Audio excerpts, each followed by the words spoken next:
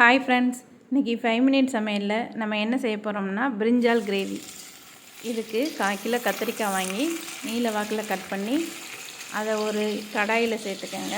நிறைய எண்ணெய் விட்டு நல்லா ஃப்ரை பண்ணி எடுத்துக்கங்க. ஷாலோ ஃப்ரை பண்ணுங்கள்.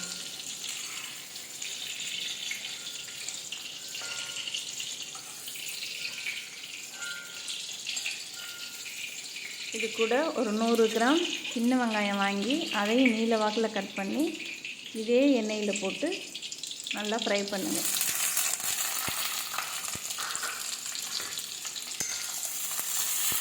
அதே எண்ணெயில் போட்டு ஃப்ரை பண்ணிட்டுருங்க. இதோட பக்கத்து அடுப்பில் ஒரு பேன் வச்சு 2 டேபிள் ஸ்பூன் வேர்க்கடலை, 1 ஸ்பூன் எள்ளு, 1/4 ஸ்பூன் வெந்தயம் 3ஐயும் சேர்த்து எண்ணெய் சேர்க்காமல் சும்மா ட்ரை ரோஸ்ட் பண்ணுங்கள். வெங்காயம் வெந்த உடனேயே 1 spoon Kashmiri chilli, 1 table spoon குழம்பு மிளகா பொடி, 1 ஸ்பூன் கரம் மசாலா 3ஐயும் அந்த எண்ணெயிலேயே சேர்த்து வதக்குங்க.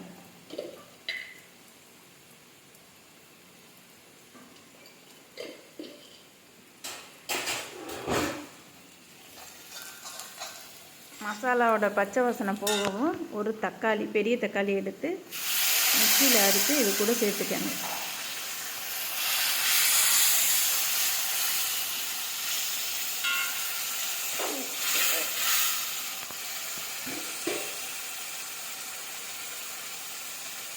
இப்போ இது கூட கல் உப்பு 1 ஸ்பூன் சேர்த்துக்கங்க. சேர்த்து எல்லாத்தையும் நல்லா மிக்ஸ் பண்ணுங்கள். அப்புறம் நம்ம ஃப்ரை பண்ணி வச்சுருக்கோம்ல கத்திரிக்காய், அதை இந்த மசாலா கூட சேருங்க. சேர்த்து நல்லா பிரட்டி விடுங்க.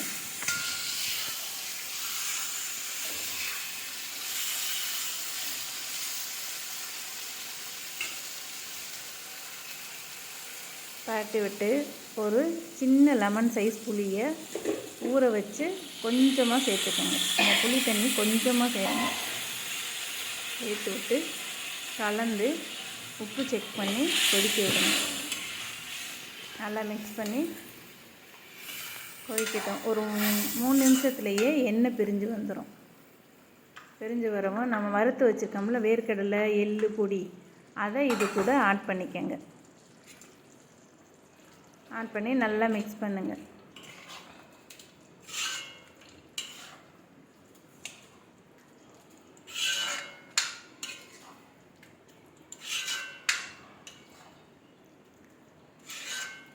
ஒரு 3 நிமிஷத்துலேயே கத்திரிக்காய் வெந்து, ஆல்ரெடி நம்ம ஃப்ரை பண்ணி வச்சுருக்க கத்திரிக்காய் தான், எல்லாமே சேர்ந்து ஒன்றா நல்ல ஒரு கிரேவியாக ரெடி ஆயிரும். நல்ல எண்ணெய் இந்த இப்படி பிரிஞ்சு வந்த உடனேயே ஒரு வேறு பிளேட்டுக்கு வேறு பவுலுக்கு வந்து ட்ரான்ஸ்ஃபர் பண்ணிடுங்க.